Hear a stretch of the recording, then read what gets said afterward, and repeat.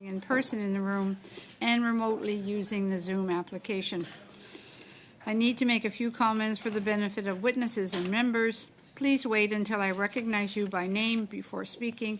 When speaking, please speak slowly and clearly. For those participating by video conference, click on the microphone icon to activate your mic, and please mute yourself when you are not speaking. With regard to interpretation, for those on Zoom, you have the choice at the bottom of your screen of either floor, English, or French. For those in the room, you can use the earpiece and select the desired channel.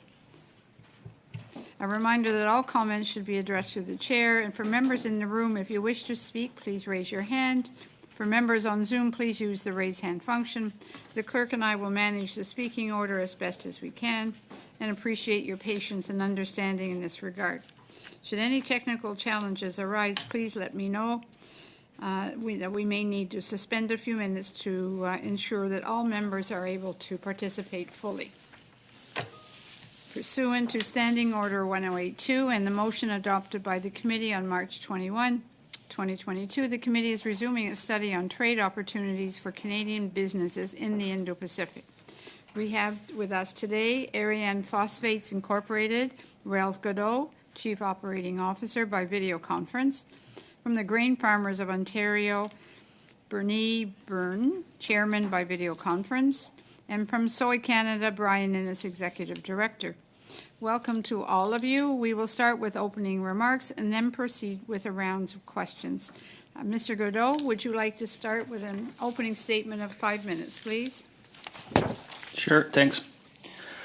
OK. Alors, Ariane Phosphate est une société minière dont le siège social est... Ariane Phosphate has headquarters in Chicoutimi, and we produce phosphate in Lac-Saint-Jean. We are owners of the phosphate in Lacapole. This is a project at 200 kilometers north of Saguenay. This is one of the most important undeveloped phosphate concentration. Because of its low content in contaminants, Ariane phosphate can be used to produce fertilizer in specialized applications such as food products, animal feed, and lithium iron phosphate batteries. We are looking at building an open sky mine, mineral treatment plant, and a deep water port to send 3 million tons of phosphate concentrate a year. In full operation, the business will require 375 employees. Phosphorus is a key element in agriculture. Given that it cannot be substituted, it is indispensable to develop crops. It has an influence on root development and produces strength against recent issues with this global supply chain have been amplified by the situation in Ukraine. The price has increased, and some countries, such as India, have had to look over their supply strategy. Canada does not produce phosphate since 2013, following the closure of the Agrium mine, which is now called Nutrien, in Kapuskasing in Ontario. We are 100% dependent on imports, especially from the U.S. They are also a net importer country. The performance of the Canadian Prairie's economy depends on our ability to supply ourselves from a commodity that we are an exporter. The potential clients of Ariane Phosphate are throughout the world. The Indo-Pacific is quite an interesting market because it's an import market for these products with a constant growth, whether it be for the use in the traditional field of fertilizer or in technological applications such as the manufacture of batteries to electrify transportation. This present study of the Committee on the Opportunities with the ANAS countries is really important for the Canadian phosphate industry and for Ariane Phosphate. It's an opportunity for Canada to be have a key position for this future commodity that responds to two global needs: use of fertilizers to improve food productivity and the development of a manufacturing industry of batteries. Even though phosphorus is an abundant element, its geographic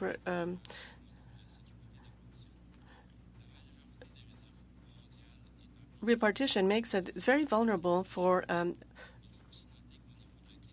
supply. Most of the reserves are in Northern Africa and China, and we have to know that with regards to quality, Canadian quality is much higher.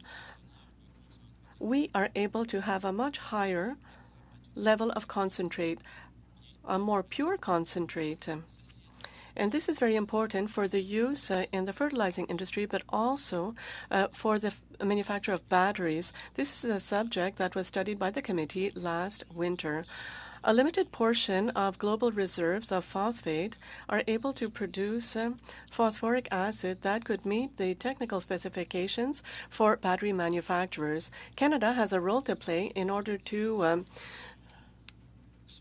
strengthen its strategic advantage for phosphorus. It is disappointing to note that right now this is not in the Canadian strategy for critical metals. Also, the government is investing on mining, but very few mines are developed in the country. There are many reasons. There are the delays, a lot of regulation, but very little support with regards to mining infrastructure. If Canada wants to develop its expertise and its export opportunities in order to respond to a growing need, especially in phosphate, government policies have to correspond to the needs of mining companies such as ours. We are looking forward to a free trade agreement with the Indo-Pacific countries, and we consider that this would represent an opportunity to be seized by our industry. We hope that the government will be able to help us to implement policies favorable to the development of our file. Thank you. Very much. On to Mr. Burney for 5 minutes, please. Thank you very much, Chair.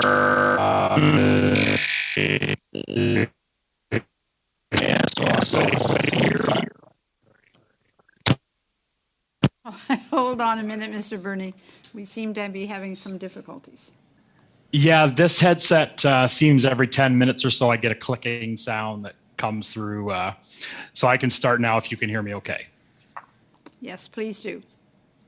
Okay, yes, thank you. My name is Brennan Burney. I am the chair of the Grain Farmers of Ontario. I farm corn, wheat, and soybeans in Essex, just down close to Windsor.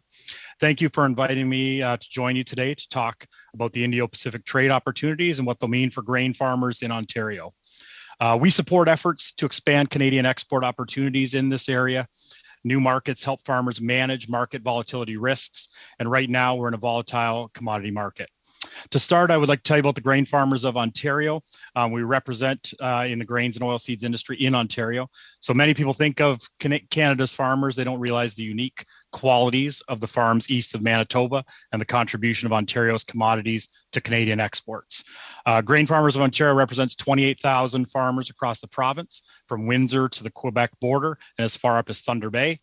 Ontario grain crops cover 6 million acres, and our farmer members grow a rotation of crops, including soybeans, corn, wheat, oats, and barley. Our main export crop is soybeans. Over 70% of the soybeans that we grow are destined for countries outside of Canada. Exports include both commodity beans used to feed livestock, as well as specialty soybeans used to make tofu and natto beans, a staple in many of the countries in the Indo-Pacific region. Soybeans grown in Canada or in Ontario are some of the world's most sought after. We're a dependable supplier that countries can rely on. Specialty soybeans grown in Ontario are unique. Ontario farmers are able to produce an exceptional quality in the food grade soybean on their farms because of the summer weather in Ontario. Hot, humid summers and cool nights created by the Great Lakes make a perfect soybean for specialty markets that are high in demand in the region of the Indo-Pacific. Over the last few years, thanks to advancements in innovative farming techniques and seed technologies, the yields that we've achieved in our cornfields, as an example, have increased significantly. We've enjoyed an increase in new market opportunities created through new trade agreements that Canada has created. Canada's gone from a net importer of corn to a corn exporter in just the last 10 years, and the opportunity for growth will continue as we achieve higher yields on the same amount of land. But our exports are not just in our crops. There's an opportunity for value-added exports from renewable fuels made from soybeans and corn. And Canada's livestock exports depend on our crops for feed as well. The grains and oilseed farmers in the Ontario grain industry, that is created from our crops, contributes $18 billion to the Ontario economy. We have a strong domestic value in industry and export business. The grains industry in Ontario creates 75,000 jobs. I'm proud to be a part of this industry, not just because of our significant economic contribution, but also because as farmers, we take our responsibility to protect the environment seriously. Ontario's grain farmers are committed to preserving biodiversity in the areas where they farm, including protecting local soil and waterways that keep our fields healthy and food safe and our communities sustainable. Quite simply, trade is important.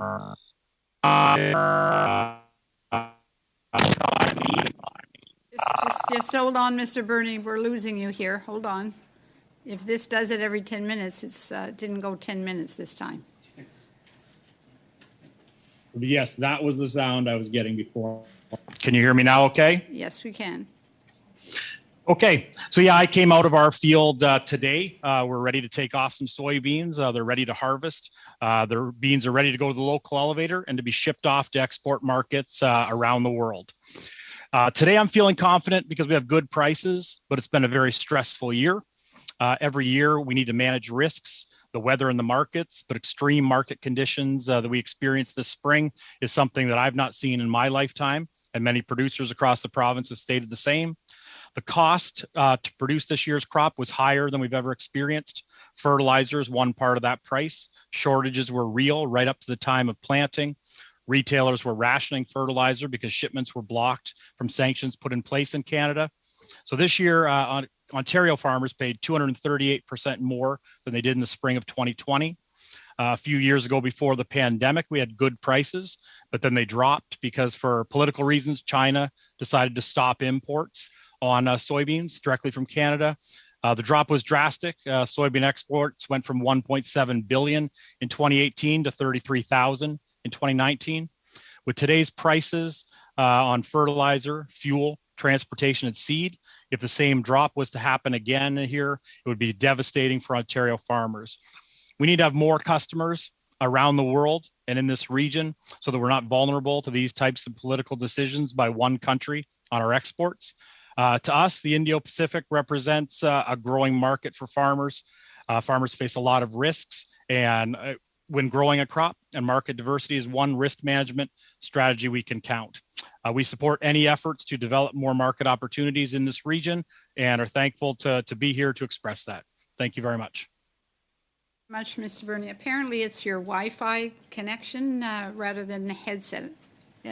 Is okay. The direction we're given, but hopefully everything will be all right as we move forward. Mr. Innes, for up to 5 minutes, please. Thank you very much, Madam Chair, and thank you, Committee, for the opportunity to be here. I'm here representing the soybean value chain. This includes our farmers across the country, our seed developers, our processors, and our exporters. We have a diverse industry from the Atlantic Ocean to the Rocky Mountains, including farmers like Brendan.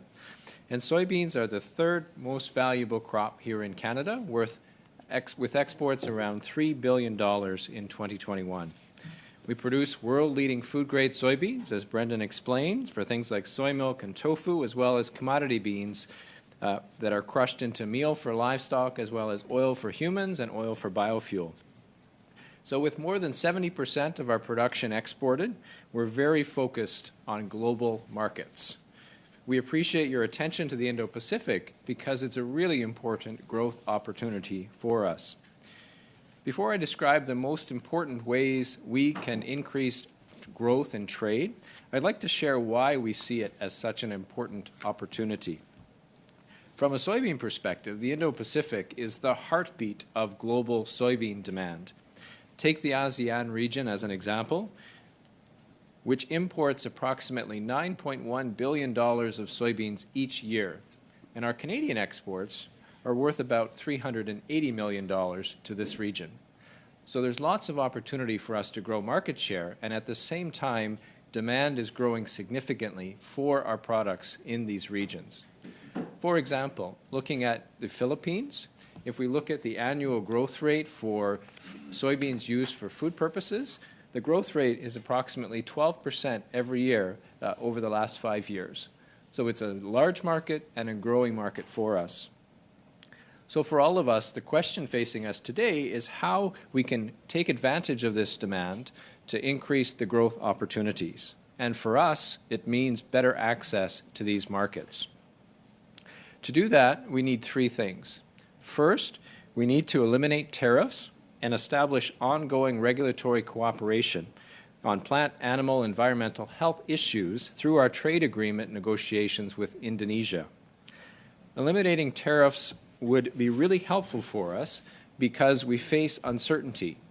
Should Indonesia decide to, they could raise tariffs on our products up to 27%. But eliminating tariffs is not enough. We also need to address non-tariff issues like sanitary and phytosanitary issues or other barriers to trade related to regulations.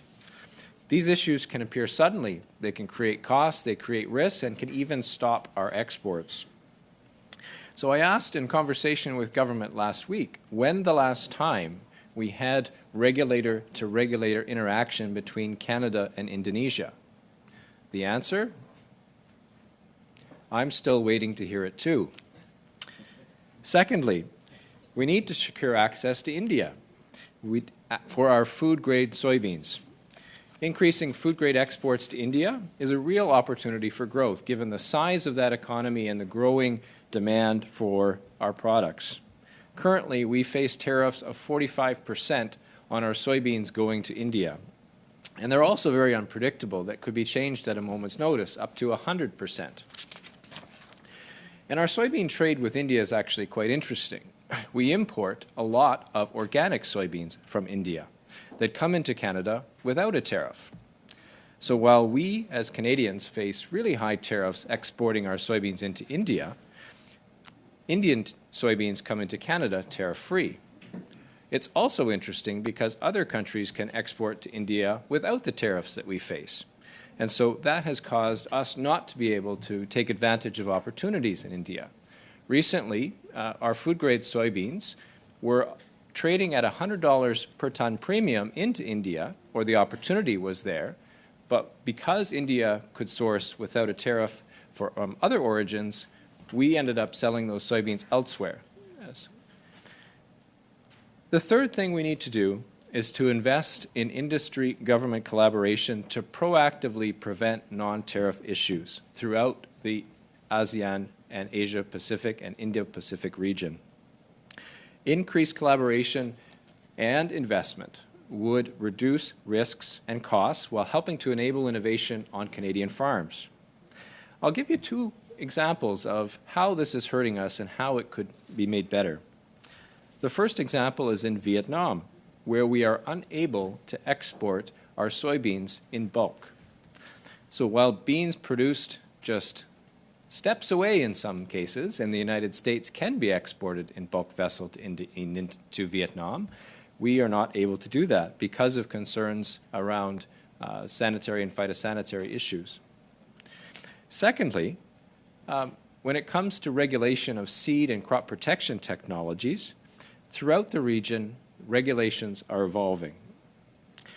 And the result that ends up happening is that as regulations evolve, they may not evolve in the same way that they're evolving in Canada. So technology for new seeds and new crop protection products may be approved here, but not in our export markets. And that means that we can't use them until they're approved. Mr. Innes, if you could just close off, please. So in closing, we see lots of opportunities for export more to the Indo-Pacific. Thank you for your interest and your questions. Thank you, Mr. Innes. Okay.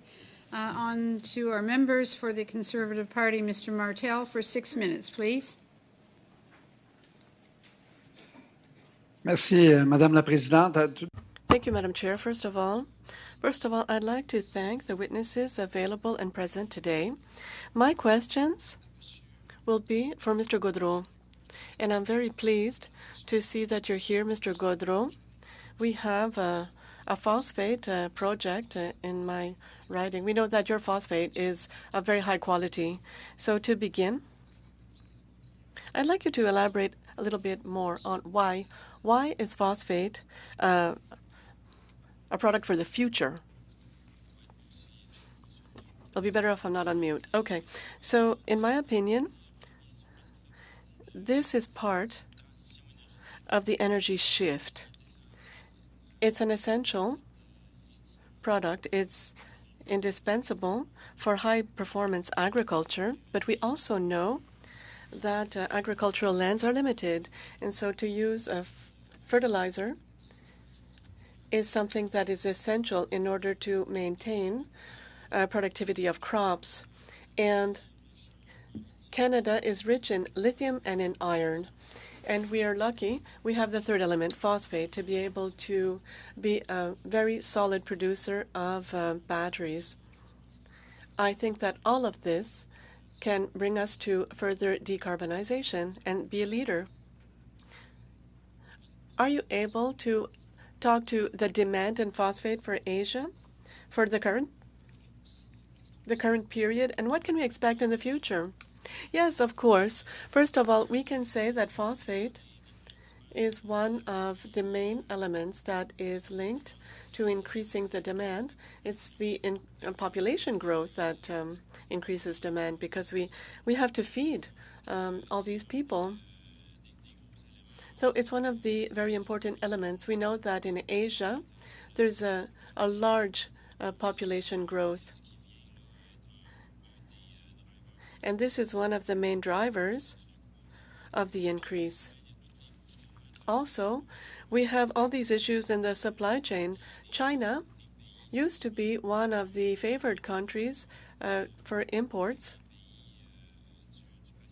for the Pacific countries, but since they decided to keep their phosphate reserves for themselves, well, this has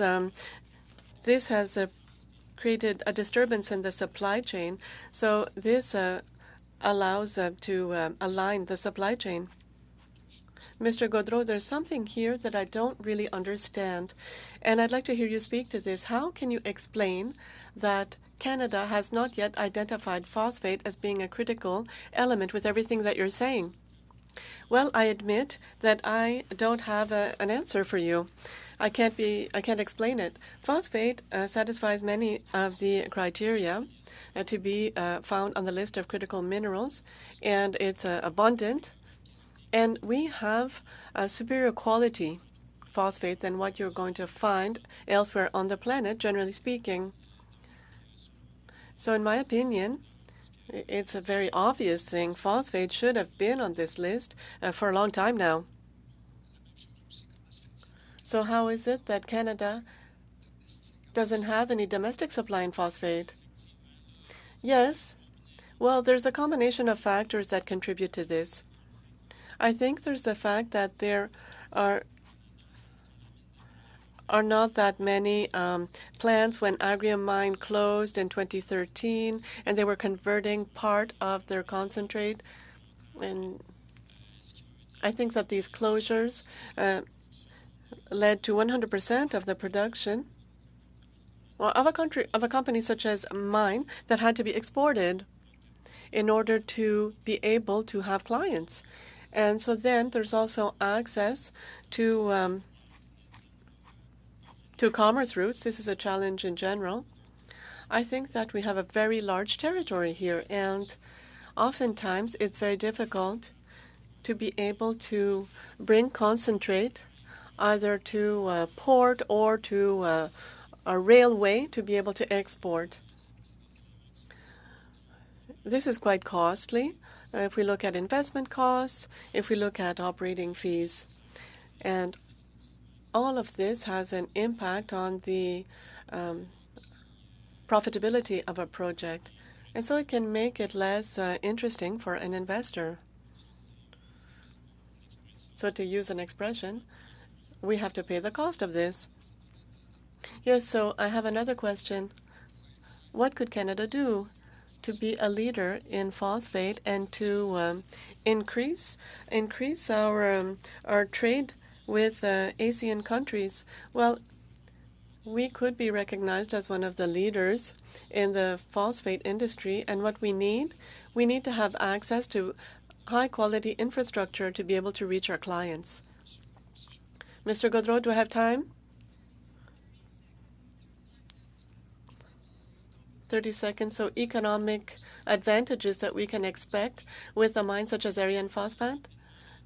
Well, quickly, we're talking about 1.6 billion in investment during construction, 12 million in economic benefits over the 25 years of operation, and about 1,000 direct jobs and indirect jobs as well for the region. Thank you.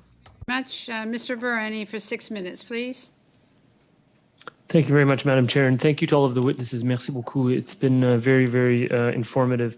I'm going to start with Mr. Byrne from the grain farmers. So I noted that you had observed that we've gone from being a grain importer over the last 10 years to now being a grain exporter, which is terrific news. And I think it demonstrates the importance of sort of diversifying our trade and in pursuing further trade arrangements around the planet, including with less traditional partners. So that's really, really important. I also noted that you indicated that notwithstanding the important work that you and all of your members are doing as grain farmers in Essex and around the country or around Ontario, that you haven't seen extreme weather conditions of the type you've seen this year ever before, which to my mind just underscores the importance of addressing climate change and addressing it aggressively because it affects all of us, whether we're individual residents or running massive farming operations. But I wanted to touch on sort of in terms of the question to you, Mr. Byrne. You said you commented about China and what had happened over the past few years with that trading relationship, and you emphasized the importance of sort of exploring different markets and opening up new markets and volunteered your assistance in that regard. Among the ASEAN group, we're talking about the Indo-Pacific and more broadly ASEAN. Are there specific nations you'd identify? And I draw your attention to the fact that the speaker just after you, Mr. Innes, was talking about, for example, Vietnam and Indonesia. Can you target us towards a few different nations that you think would be particularly attractive for us to be pursuing initiatives on freer trade, particularly with grains? So over to you.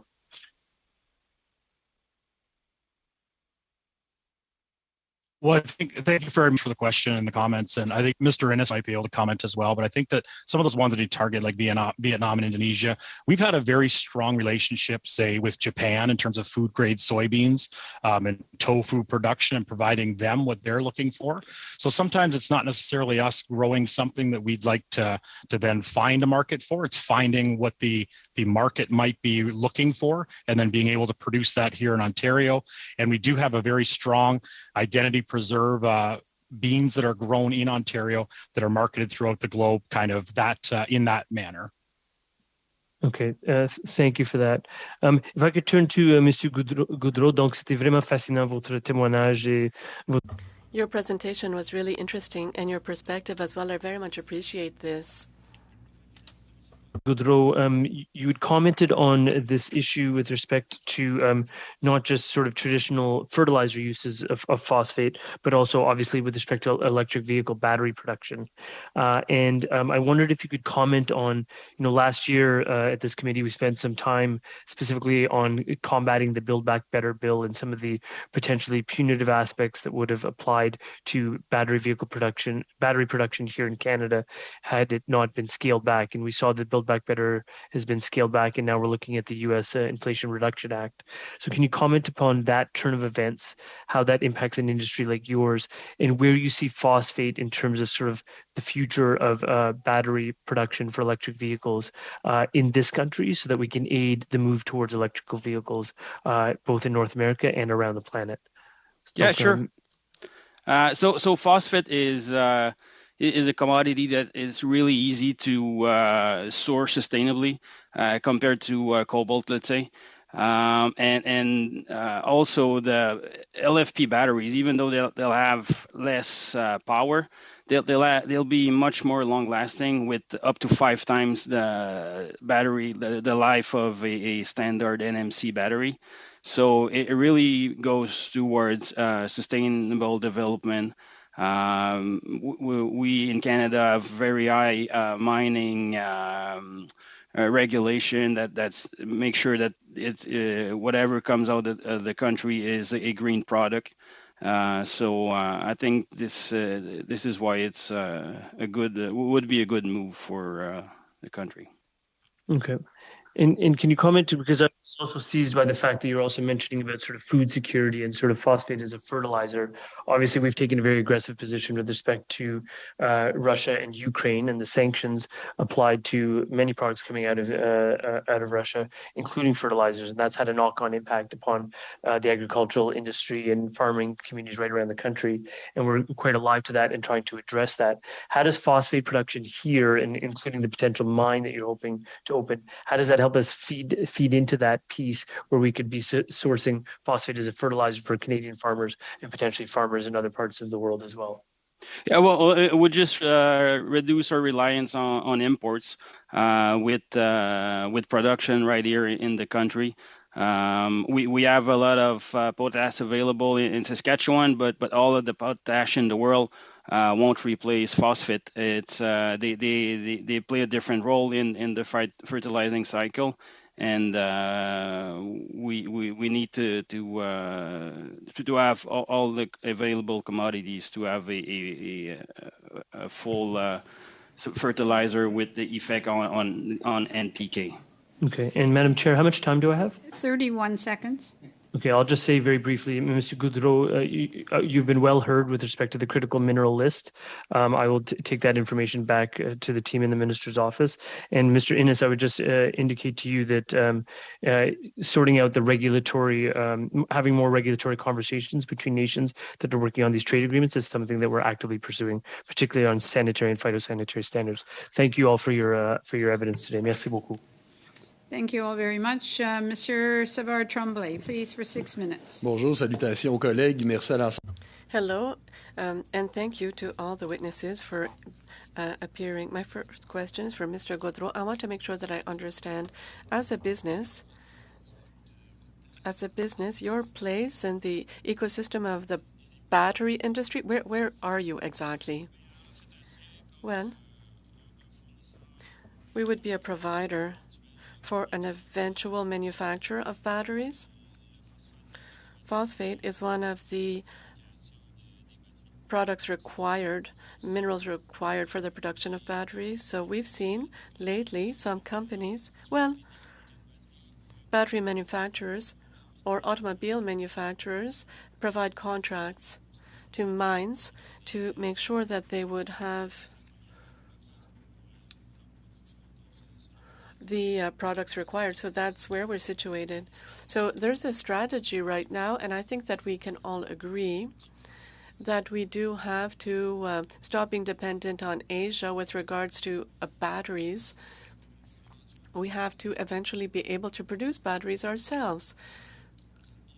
I want to be sure that I'm understanding. We also have to have a link with the Indo-Pacific region trade. So you're looking for clients in that region of the world so that they are able to assemble their own batteries with your product? Well, right now, that is where the battery industry is the most highly developed. In North America, in general, there are several projects that are starting up or beginning to be underway, but there's no producer on this scale. So do you think that over the short term, there's a way of cutting our dependence? Because this area of the world produces 90% of the world's batteries. Well, yes, as I was saying, all the minerals are present in Canada, so there's no reason why we have to export our products so that they be sent there and then come back here as imports. I believe that there's a transition period during which we need to export. I see. So thank you very much for your answers. Now, Mr. Innes, do we say Soy Canada or Soya Canada? Soy Canada? Okay. I would like to ask you, because you spoke about a need of soybeans for human consumption, that it should be imported from the Indo-Pacific region. What countries are you talking about here specifically? Thank you very much for the question. When we speak to food-grade soya, it's the Indo-Pacific region where we find a huge demand. This is a demand that is growing. Even there's Indonesia, Vietnam, Japan, South Korea. All these countries have a strong demand to produce products with soya, such as soy milk, tofu, and others.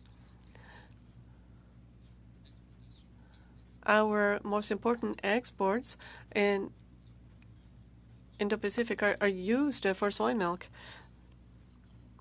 So there is an international demand for soya, and especially for our soybeans. So we have IP soybeans produced in Quebec, produced by some exporters in Quebec, and then these products are sent towards the Indo-Pacific region in Asia. So in other words, it would be the export of our soybeans to the Indo-Pacific region so that they would be transformed there. So do you have any fears with regards to an eventual agreement? Could the analog sector be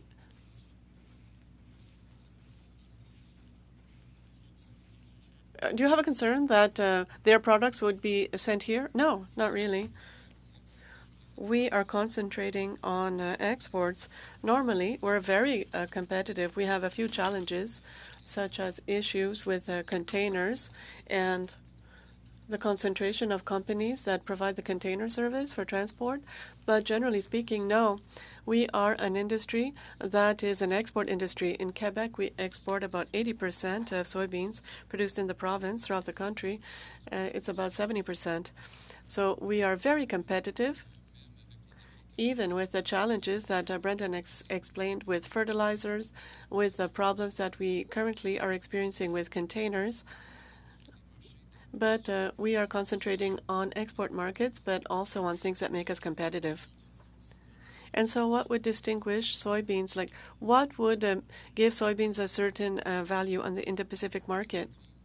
Our industry in Canada is that we are very specialized in the production of IP soya. It's food-grade soybeans for food-grade purposes. So, for example, our soybeans produce higher quality tofu if we compare with the soybeans coming from other regions. As was explained, also the weather increases the quality level. And we have an industry that is extremely developed. We have producers that adapt, that use technology, our exporters. They're very agile. I have no more time. Thank you. Thank you, and congratulations for the quality of your French. Thank you. All right, on to Mr. Massey for 6 minutes, please. Thank you, Madam Chair. And I want to start that to recognize Mr. Vareni was correct on the dilatory motion. I was wrong on it. I didn't read my emails from the whip, so I want to thank him for holding off for last meeting, but we'll be happy to move that when we get there. And if the Liberals whip gives them a hard time, they can blame it on me. I'm sure it's not the first time my name's come up. With that, I definitely want to continue with Mr. Ennis here with regards to, I didn't realize the trade kind of imbalance on position that we had with India. What's it like with the United States and Mexico? Can you kind of give a, because those are our NAFTA trading partners. I'm kind of curious of what their treatment and reciprocity is in this as well. Yeah, so in the world of soybeans, soybeans are the #1 agri-food export from the United States into Canada. So soybeans and their products. So while we're a major exporter to the globe, we're also actually a major importer of things like soybean meal from the United States, just based on the significant back and forth trade that happens. Like our cars and like processing facilities in Windsor and across the border in Michigan, farmers like Brendan often can have the opportunity to sell to the United States as well. So when we look at the trade between the North American partners, we don't export a lot of soybeans, if at all, to the U.S. It really depends on market conditions. And Mexico is not an important market for us. It's served significantly by the Americans. They have a much larger soybean production, and it would be a bit like like selling ice to the Eskimos, so to speak. But so I thank you for the question, and we're very much part of an integrated economy. And following that too, do we have? I just wondering, there's kind of a list of certain trading partners and those that are getting favorable treatment in India versus ourselves. So because I guess if we're looking at how do we, get involved in, I guess, a more reciprocal trade fairness. I'm just kind of curious as to whether we've identified which nations that we are doing a lot of trade with perhaps have that access, and wondered how they might have actually changed theirs. So say for example, if the United States has better access, wonder what they did to get that access. So with respect to India, part of our challenge is that we only have the access that's granted to WTO countries, and we don't have preferential access through a trade agreement, for example, like Australia has just achieved through their early harvest agreement with India. While Australia is not a major soybean exporter and wasn't the origin that I referenced, that challenge is something that we see. So, for example, with India, what's happened is that they have achieved some agreements that we have not yet, and also other origins face different treatment because of their lesser developed status under the WTO than Canada faces. I'm just wondering if I could ask Mr. Berney, just real quickly, how much support do you get for exporting into different markets, and do you have to do that through your trade association, or you do that individually? Kind of give us a little glimpse as to the challenges you face as trying to find new markets. I think in general, the challenges we face are that we need kind of the backing at times of government to kind of help us with some of these. So this is a perfect example of it, where we see a market opportunity, but we can't find that alone as individual farmers, and sometimes even as an association, it's hard. But with the backing of government and having, say, Brian there with Soy Canada, and then ourselves, the farmers on the ground here in Ontario, we can kind of collaboratively work together to find some of those pieces. Otherwise, it's pretty tough on our own to go about that. But we do have a market development group at the Grain Farmers of Ontario that does try to explore some of those and then see where those partnerships make sense. Okay, and please go ahead, Ms. If I could just briefly, so working with our members like Grain Farmers of Ontario, we look to leverage our industry investment, our voluntary investment from growers like Brendan and the association into work that we can do collaboratively internationally. And we do have support from Agriculture and Agri-Food Canada, but the challenge we face is that our support is much less than what the Americans get, for example. So we do the best with what we can, but it works out to be roughly 1/20th of what the Americans get per ton of exports to promote their products internationally. Do I have any time? Okay, real quick then, just to follow up, do you work with the different trade offices? We've had trade offices, some closed, some have been stronger in the past. Just kind of curious as to your relationship with the trade offices. The Trade Commissioner Service and the trade offices are very helpful. I was just in touch yesterday, for example, in Malaysia and Indonesia and Vietnam. So those offices are very helpful for what service they're able to provide. So it certainly helps, but we could use more investment. Thank you, Madam Chair. Thank you, Mr. Messi. On to Mr. Baldinelli for 5 minutes, please. Thank you, Madam Chair, and thank you for the witnesses for being here today. And I'd just like to build on the line of questioning that just concluded by Mr. Massey and Mr. Innes and Mr. Berney, perhaps, on the role of the Trade Commissioner and Trade Commission offices. Several other organizations have come forward to advance the notion of a creation of a Canadian Indo-Pacific Diversification Office, as part of the government's Indo-Pacific trade strategy. Mr. Innes, I'd be pleased to hear your thoughts on that, and what is Soy Canada's position on that? So when we highlight the opportunity and the need to be more proactive and the need to have more collaboration between industry and government in market, what that means in practice could be exactly as you're describing, as an Indo-Pacific Diversification Office. From our experience, trade commissioners are helpful. They're also scattered, and they're also often not as coordinated as could happen between industry and government and across government, including regulators. So trade commissioners are often policy officers or commerce officers without scientific expertise. And to solve SPS issues, it is really helpful to have a regulator-to-regulator conversation between scientific experts. At the same time, it's also very helpful to have on-the-ground intelligence from industry as part of those discussions. So I think what you're describing as the Indo-Pacific Diversification Office, if it embodies those things, could be quite helpful. Thank you. Mr. Burney, would you have any comments on that, or did Mr. Innes touch upon it all there? I think Mr. Innes touched on it perfectly there.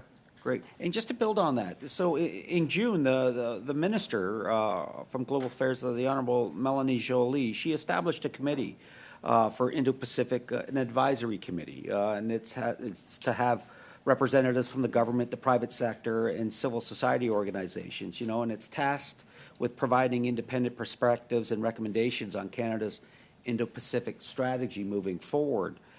And I'm just wondering, I mean, we're able here in our International Trade Committee to receive presentations from several organizations. Have they yet to reach out to organizations to get presentations such as this? The feedback from Grain Growers of Ontario, feedback from Soy Canada. Have they yet to have those conversations? We would welcome that invitation. Mr. Burney? Yeah, I would say the same, that anybody who's looking to speak with us, we're easy to get a hold of and would gladly have those conversations about what we can collaboratively do together. My hope is that the government will then be reaching out as part of coming forward with this strategy. And again, building on what's been taking place here in your recommendations, what are some of your priority issues that you feel the government should put forward as part of this new strategy moving forward? So maybe I'll start. We certainly see that increased attention to the region, increased investment in the region, and increased regulator-to-regulator conversations would be quite helpful. There's a number of things that come into a strategy. I think when it comes to boots on the ground, it's not just about identifying people, but the type of people and the type of interactions, coming back to your question around an office, and how do we create something that's greater than the sum of its parts. So there are elements of that strategy that could be in a trade agreement. There are elements of that could be an increased investment and attention, and certainly thinking about boots on the ground, making that sum greater than the parts would be our wish. How much time would I have? 45 seconds. Now, quickly, Mr. Innes, now, are some of the current concerns, especially when you talk about the great opportunities in terms of Asian nations and the growth there? I mean, we're looking at, from our notes, it was said that merchandise trade was $31.5 billion. And most of it is in terms of imports rather than exports. And do you find that some of the concerns that you're expressing, maybe the assistance of that diversification office, can it be more of an assistance with the non-tariff barriers that you're finding, those regulatory hurdles and barriers that get thrown in your way? Absolutely. That's the essence of having greater investment, is to be able to work through more complex issues. Sometimes these things take time, they take effort, sometimes face-to-face conversation, and having the attention to invest in that can really help yield results. But if we're only half committed, we're not really getting results. Thank you very much. On to Mr. Sheehan for 5 minutes, please. Thank you, Madam Chair, and thanks to all the presenters. Very informative. In our study in the motion, it names a number of countries that we're looking at analyzing and studying, and one of them is Taiwan. And I had not heard anyone basically talking about the Taiwan market. So my question will be through you, Chair, to our three presenters. What do you see the opportunities in Taiwan, or any possible threats? Are you doing business there now? And that sort of line of question about the Taiwan market. Start with Brian. Thank you. So Taiwan is certainly an important market for our soybeans, primarily our food-grade soybeans that would be turned into tofu and soy milk and natto and miso and other products really central to the diet that's local there. It's a market that's strong, it's stable, it also is growing, not at the same growth rates as other markets, but we're certainly very interested in maintaining that. It's been a long time important market for us that we'd like to continue. Same question. Mr. Burney? Did we lose him? I think so. Go. Mr. Burney, you have the floor. Yeah, I was just going to echo what Mr. Innes said. Sorry, it cut out there. I think there's roughly about 1% of the soybeans that are exported are going there currently to Taiwan, but with it being a growing market, I think there are opportunities for growth, and especially here in Ontario. I know I myself and our family farm for probably about the last 30 years off and on have grown identity preserved beans for specialty markets, for tofu or whatever else they're looking for. So I think any of these have potential for growth. So I think that's why we're kind of here exploring this alongside with you. Thank you for that. And back to Brian. Soybeans is the third most important food crop in Indonesia after rice and maize. And so the demand for soybean consumption tends to increase annually. And in 2020, the figure was about 3.28 million tons, while the domestic production was 0.63 million tons. So thus it was around about 83% of the soybean needed was imported. So can you tell the members of the committee what the cause of this annual increase is in your opinion, and how Canadian soybeans contribute to meeting the Indonesian demand for soybeans, and if you believe the growth trend will continue? Absolutely. That's why we're so interested in the negotiations between Canada and India, or and Indonesia. Indonesia is also an incredible growth story. If we were looking at the statistics even back 3 or 4 years, our exports have grown incredibly from Canada to Indonesia. So between the U.S. and Canada, we supply the lion's share of the soybeans to Indonesia, and we see that continuing to grow, hopefully, and also for Canada to continue to have significant market share and be competitive in the Indonesian market with our soybeans relative to competitors like the United States, for example. So yes, huge opportunity for us to continue growing, but also one where we've had amazing growth in the last few years. Are there any barriers current that exist there and which might prevent you from exporting more beans to Indonesia? Thank you for the question. So when I referenced my conversations around interaction between plant health regulators, it's because there are always issues that arise in the trade of food products. And so it creates risk when we don't have confidence that the conditions in place today will continue in a month. And to be more candid, when there are challenges that come up, what is the capacity we have to solve them? So all of that creates risks and challenges for us to really maximize our ability to take advantage of that growth. If we look at other competitors, other countries, we can certainly say that they are much more active on the ground, working with regulators, working with industry to have smooth trade, which then enables them to take advantage of that growth. Okay, thank you very much, Mr. Sheehan. On to Mr. Savard-Tremblay for 2.5 minutes, please. Merci, j'aurais juste voulu en fait continuer pour... Thank you. I wanted to continue with Mr. Innes to have a clarification on the specific nature of tofu that would have a comparative advantage in that region. Well, first of all, I know we only have 2 minutes, but could you explain what explains why in this type of region, that is a region where they produce, how do you explain that they don't have this specific variety of soybeans in that region? We have a very special success story in Canada with are producers in Quebec and in Ontario, as Brendan was saying, because the soybean varieties are extremely local. And the quality that they produce for tofu, for example, is something very specific. It's specific to a variety. And this is why we produce over all these varieties in Canada for very precise specifications for manufacturers. In Canada, we have the ability to invest in seed, in breeding. And so we are very advanced in this. So it comes from agriculture investments and the quality program that exists in Harrow, close to Windsor as well. And so we have a system that works really well here. And you were saying that we were importing a lot of American soybeans. So is there part of our production that is also used to domestic consumption, even if 80% is exported? Or is it something else? Yes, we do consume our food-grade soya. But in Canada, we consume a lot less tofu, for example, than people in our Indo-Pacific markets.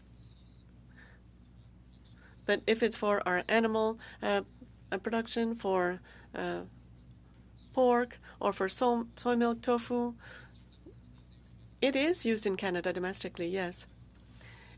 And so what is sent to the Indo-Pacific region? What's the tariff on this?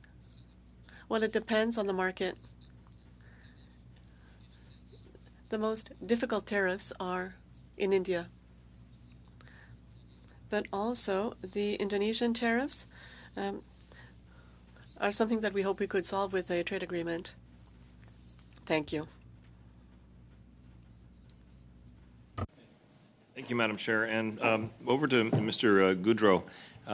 With regards to your biggest competition, what would it be in terms of other countries? I'm just curious as to what you see in terms of your market challenges. So in terms of quality, Russia has the most Ignis phosphate available, and so they would be the greatest importer. In terms of quantity, Morocco definitely is the biggest competitor. Interesting. I'm not familiar with this, so that's interesting. Do they have, what's the difference in the products, actually? What the product you'll find in Morocco is from sedimentary origin. So it will concentrate to lower levels, around 28 to 30% P2O5, while the Ignis deposits will be able to concentrate around 40%. So you get more phosphate for the same ton of concentrate, basically. And the Ignis phosphate is usually easier to transform into a high quality acid because it will have less contaminants. And lastly, real quick, do you have any, I guess, logistical or other operational advantages over those other countries, or do they have their infrastructure for trade stronger than ours? Well, of course, they've been running for almost more than 100 years in Morocco. So yes, definitely everything there is very well set up, and they're located close to the seaboard, so they have strong exportation facilities. So yes, in our case, I mean we have that 240 kilometers of road we need to upgrade. And we also have to build new port facilities on the north shore of the Saguenay River. So that's definitely a hurdle that we have to go over. Sure. Okay, thank you very much. On to Mr. Lewis for 5 minutes. Thank you, Chair. Thank you to all the witnesses. I suppose that maybe we should have this meeting in Essex today because if we're talking about Harrow, we're talking about Essex, and we're talking about batteries. So it's been a really fantastic meeting, full of a lot of information so far. Monsieur Goudreau, I will not be able to get to you in my line of questioning, but if you would please reach out to my office, sir. I would love to have a conversation with you with regard to batteries, please. Madam Chair, farmers feed cities. I mean, we see those signs right across Essex. Everybody knows that. And so not only Canadian cities, but now we have an opportunity for trade. So Mr. Bernie, I just want to let you know I got home late last night and woke up this morning to my soybean fields that's now turning. So before very long, my yield will be part of this conversation as well. Just recently, I visited ADM.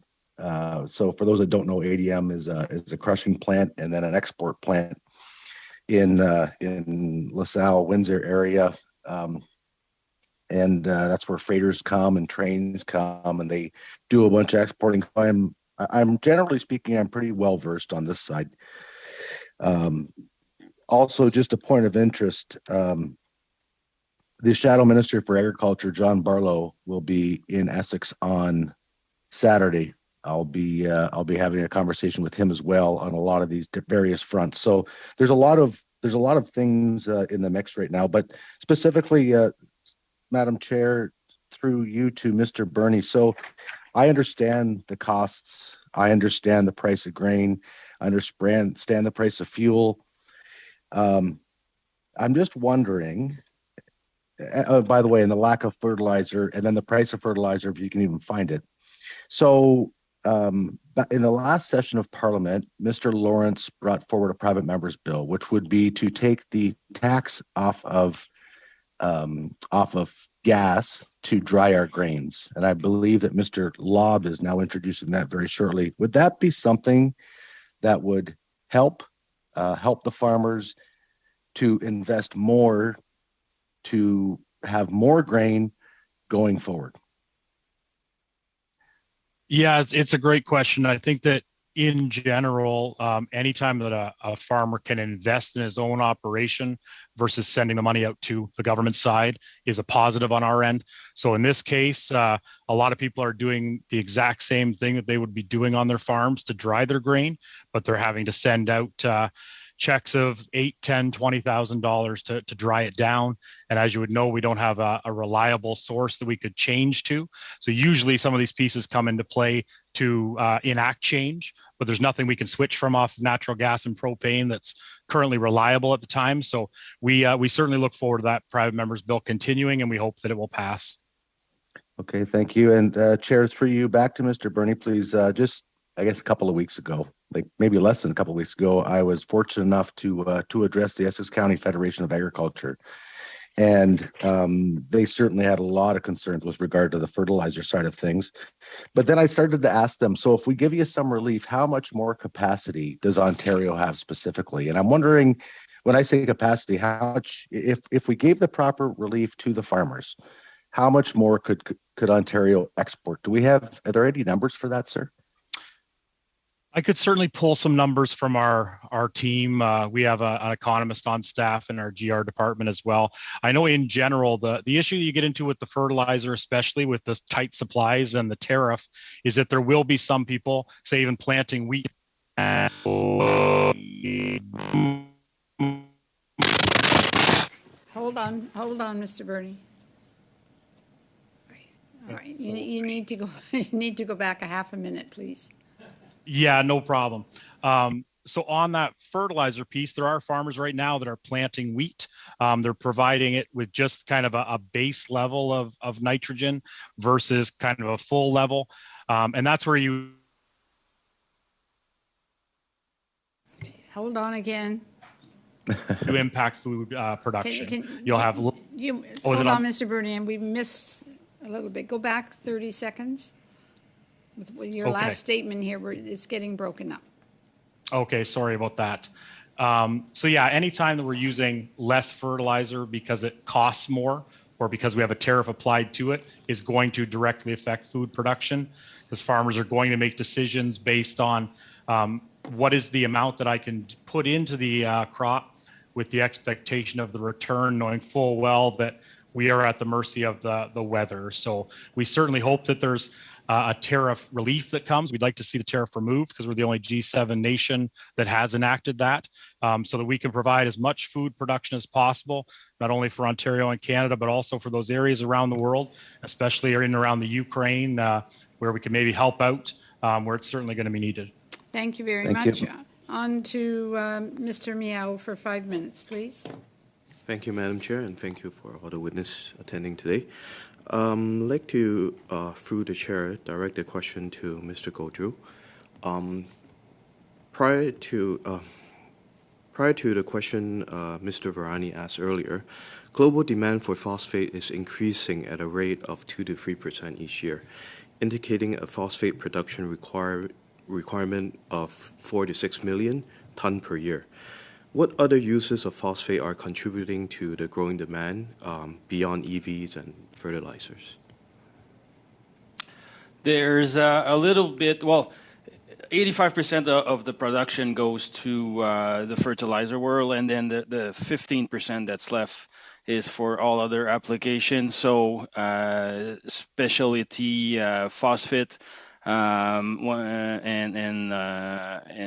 the technological sides also.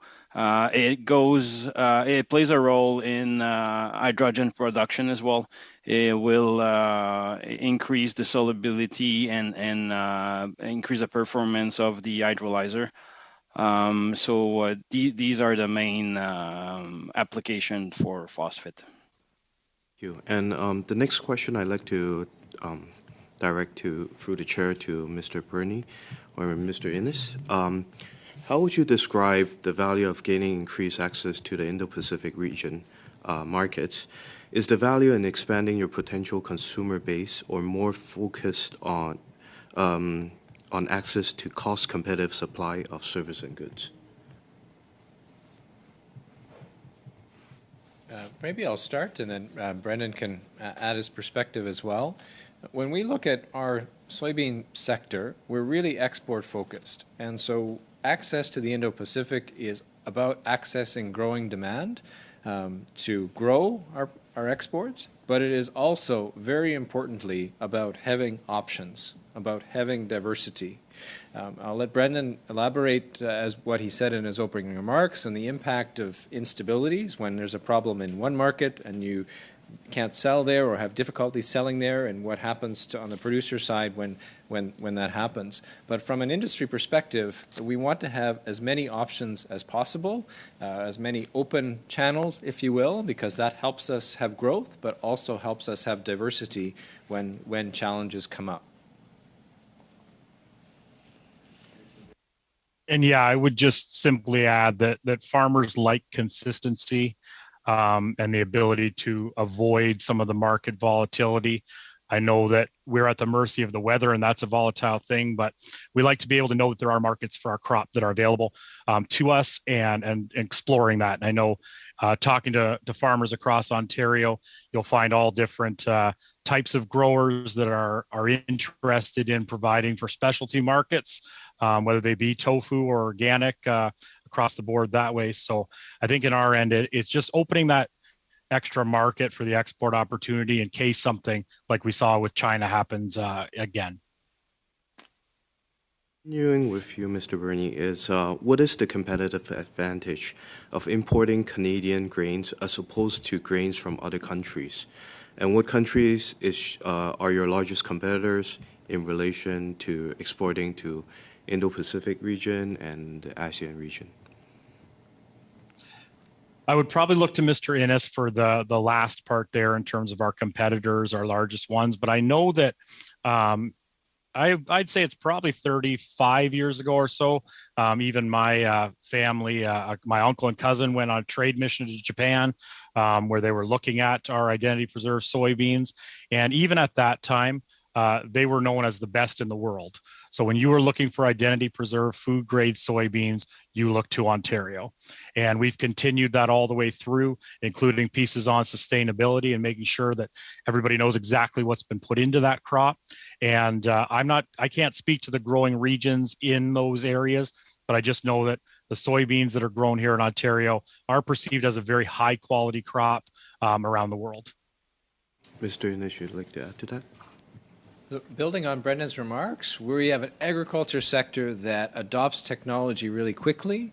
We create technology, including seed technology and seed varieties, to produce the best tofu in the world, as Brendan describes.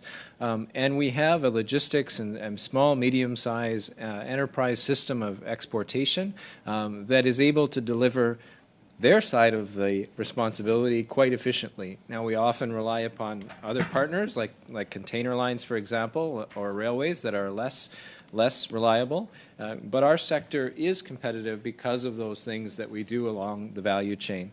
Our competitors you asked about, often it's the United States when it comes to identity preserved food grade soybeans.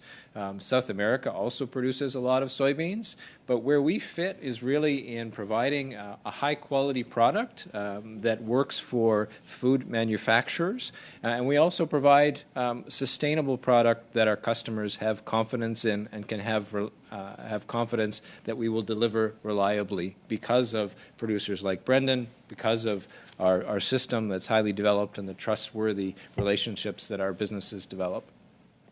Thank you very much. On to Ms. Gray for 5 minutes. Great. Thank you, Madam Chair, and thank you to all the witnesses for being here.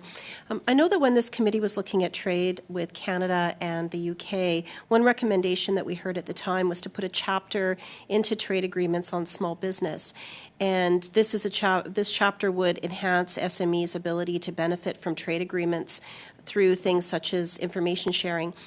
Would having SME-focused measures and trade agreements in the Indo-Pacific benefit your organizations? And I'd like to ask the question to all three of our witnesses here. Maybe we'll start with Mr. Innes.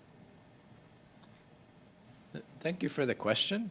When it comes to the soybean industry, we have a lot of small and medium-sized businesses, from our seed companies to our exporters. We have many small, medium-sized businesses spread across the country. We also have a lot of small, medium-sized businesses in the processing industry as well, not far from Ottawa, that turn soybeans into oil and meal for various purposes. So we're very focused on small and medium-sized businesses, including farmers like Brendan, then tens of thousands of them across the country. When it comes to trade agreements, I think we're certainly interested in how the language can help us. It's something we would like to look into more. The issues we face are often regulatory in nature, and so if there are provisions that help to facilitate those discussions on regulatory issues, which are much easier when you're a larger organization, we would see that as really helpful. Mr. Byrne? Yeah, I would just say that in general for us, we look at it as we have farms across Ontario of all different sizes. So we look at it as something that all growers could take advantage of if it's right. And we look to facilitate that because we do see some small enterprises that have found some specialty markets, but also some larger growers as well that do the same. So I think an equal opportunity in terms of that for our growers, but we would certainly be interested in taking a look at the language that you might be proposing and making comment on it. Thank you. Mr. Goudreau? Well, presently, of course, we're a small company, but when we launch production, we're looking at somewhere around 400 employees. So I'm not too sure if we really fit into that category. Great, thank you. My next question is, I know that each of you had mentioned a number of issues that you're having, and as the government enters into various negotiations, what would be some of the top pieces of advice you'd give the government to mitigate some of these current issues? And again, we'll go through and we'll see how much time we have here, Mr. Innes. Thank you. So from our perspective, prioritizing trade agreements and the infrastructure that is required after it would be our number one piece of advice, in the sense that we should invest energy to achieve both of those objectives. We know that not all countries in the world are thinking like that at the moment, and so the fact that Canada has negotiations with Indonesia is very positive. The fact that we have negotiations with India is also very positive, but we also have to realize that success doesn't stop at an agreement. We have to not just build the bridge, but walk across it. And that's where following up those agreements with investment in regulatory cooperation to resolve issues that are really important for small and medium-sized enterprises around regulations and technical issues would be our second piece of advice. Mr. Byrne? Yeah, I think that was well said by Mr. Innes. And on our end, we just look to a level playing field with our competitors. With the carbon tax, fertilizer tariffs, pieces like that are at play. I'm in an area where I see U.S. crop come across the border that is not subjected to some of the things that we are. So when we're exploring use in these markets, we want to make sure that our farmers are competing in a level playing field with any of our competitors that are also trying to establish relations in those areas. And Mr. Goudreau? I definitely agree with what just said, and I mean anything that makes sure that there's no tariff applied to our product and that we can trade as much as we want, or we're able to definitely facilitate our life afterwards. Okay, thank you very much. Mr. Raya, please, for 5 minutes.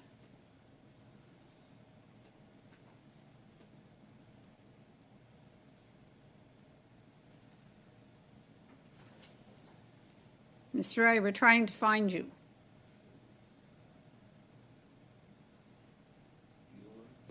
Okay, I'm going to go on to Mr. Savard Tremblay for 2.5 minutes, please. Oui, alors, Monsieur. Thank you. Mr. Goudreau, I'd like another clarification. The Indo-Pacific region, we think about ASEAN, but it's not just that. So I was wondering what countries could be interested in your product and that could need your product in their own chain in order to produce batteries. To produce batteries, I think it's mostly South Korea. They're one of the world leaders with regards to production. And if we look on the fertilizer side, India. India suffered a lot during the last season because they had a lot of problems in supplying themselves in fertilizers, especially phosphate. So in these two countries right now, well, I'm going to ask you to speak on your behalf. I imagine that you don't have an idea of all the businesses in your sector, but does this represent an important part, or are you hoping to have a reduction in tariffs? Right now, what we're trying to do is that we're at the project phase. We don't have anything to sell right now, but we are discussing with different companies or investors in those countries so that we can sell our product.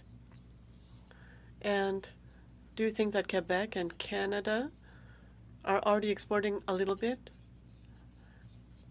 Do you think this reduction in tariff or an agreement, would this open up opportunities that don't exist right now? I'm sorry, but I don't have the information to answer your question adequately. That's fine. Thank you. Thank you very much. Those are all my questions. Thank you. Let's see, Mr. Arya back yet? I'm going on to Mr. Massey for 2.5 minutes. Thank you, Madam Chair. Real quickly to Mr. Innes and Mr. Byrne. Obviously my area, Windsor, Ontario, the Great Lakes, any notable change in weather conditions for growing, especially with climate change coming, or kind of things that we should be looking at infrastructure-wise as well, too, to help protect the industry or make it ameliorate what could take place. So I turn it over to you to hear about if there's anything that you've noticed or something that concern that we need to start planning for. So I'll start, but certainly want to hear from the ground from Brendan as well. When it comes to soybean varieties, they're very sensitive to the amount of heat. And so what we see needing to invest in is continue to invest in varieties that fit the geographic conditions we have. Our temperatures are getting warmer, which is generally a good thing for what we're able to grow, both in Eastern Canada and Western Canada, but also be able to withstand periods of prolonged lack of moisture or drought, to be able to take more extremes, whether they be cooler temperatures in the spring or hotter temperatures in the summer. So Brendan, I'm sure on the ground you can add to that. Yeah, I would just say that there certainly are climate change pieces at play, and even in our region, we've been pushed to later plantings in the spring than we probably were when I started farming full time almost 20 years ago, and harvest kind of goes out a little longer. But we do find that we are able to access genetics and whatnot that do survive those pieces. But I guess having the support of the government in case there are some of those once in a lifetime storms that are happening more than once in a lifetime now, and having some of those backstops in place are important to our farmer members, as well as maybe investment in whether it is some domestic production of fertilizer storage, pieces like that would maybe help alleviate a little bit of the risk as we go, but also working alongside farmers and seeing what they're seeing on the ground, and not just kind of a top-down mechanism of government down to farmers, but working collaboratively on what they're seeing in climate change and what can maybe be worked on together. That's been very helpful. Thank you. It's been very helpful. Mr. Sheehan, for 5 minutes, please. Thank you very much, and thanks again for the presenters for this important discussion. Interesting enough, there's a gentleman in Sault Ste. Marie that Jerry Fowler from Mana International that is a broker that does organic soybeans, and he represents a number of farmers in southern Ontario and mainly ships into Europe. But he and I have discussed the industry, and one of his concerns, non-tariff related, were shipping containers and the shortage therein. Brian and perhaps the other speaker, if you could kind of update us on what's happening with the shipping containers and sort of the shipping. So that's one piece of the question. And then further on, where are you guys shipping to? Which ports are you entering into and distributing to the Indo-Pacific region? Be interested to know as well. And, the sub-question or thought on that is about the South China Sea. And we see certain security concerns by our friends and allies, such as Japan, with, some of the claims that China makes in certain areas as well. And if there are any concerns and what you do to deal with those issues in the South China Sea. So. Well, thank you very much for the question on containers. Containers are really important for our ability to export. In fact, almost all of our food-grade soybeans are exported in containers, and of all the grains in Canada, soybeans are the greatest users of containers for export. So about 40,000 containers of soybeans every year are exported from Canada. They're loaded in places like just south of Montreal and farms near Essex, all across the country, including in the prairies and even in the north. So what we see is that what's happening in the container system is really a concentration of market power, which is giving us poor service and discriminated rates here in Canada. So what we see is that relative to our competitors, in the earlier question, what our American competitors are facing, our shippers are having a really hard time, continue to have a really hard time getting competitive service and competitive rates for containers to ship our soybeans in. It's a challenge for us, and it's a real challenge on the ground for farmers like Brendan, who are about to harvest their soybeans this year, because we still haven't shipped last year's crop. And there's a limited amount of storage available for putting our soybeans. Thankfully, we're looking for a good crop this year, but that challenge of poor service means that our shipments have backed up, and we haven't kept up with where we'd like to export to. Our container shipments go through Montreal, they go through Vancouver, through Prince Rupert, and so we utilize the ports both east and west for soybeans, both east and west. It's a critical part of our competitiveness. They're an important link to get food from places that can grow it, like Canada, to people who consume it right around the world. And unfortunately, it's not just about COVID and supply chains. It's about the concentration of market power, which is really hurting our small and medium-sized enterprises. And I can maybe add, just as an example, last year during harvest time, there was a time where we got a rain that kind of slowed down harvest, but in talking to kind of the delivery ports that we would have, say just in terms of our grain delivery, they were saying that they were almost at capacity and not really able to take more soybeans at the time. And ordinarily that's not the case, but it just the logistics and the slowdown in some of the shipping had affected them to that point where they were able to source somewhere to ship and find the space, because otherwise crop could have been spoiled. And on our level, on the farm side, we're able to grow.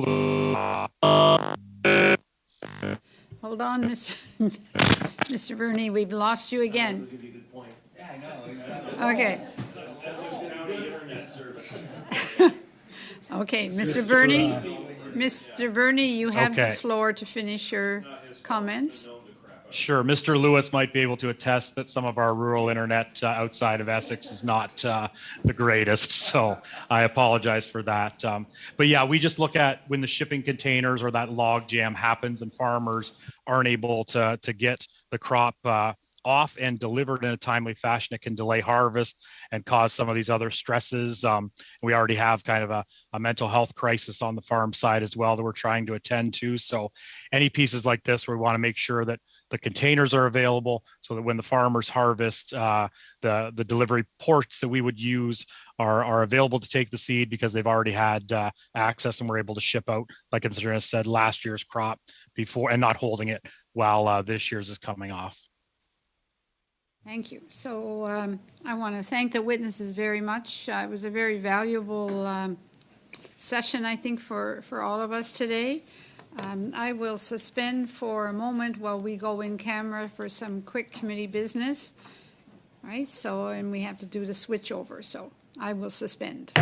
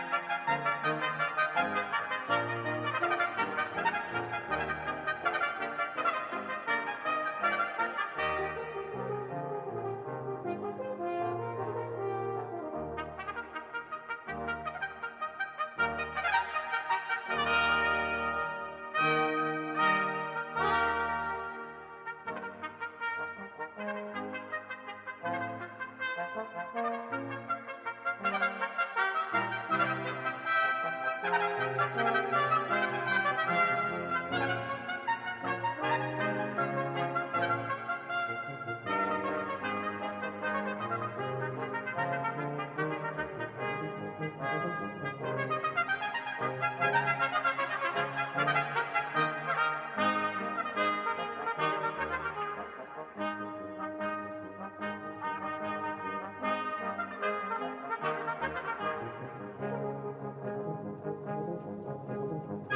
you.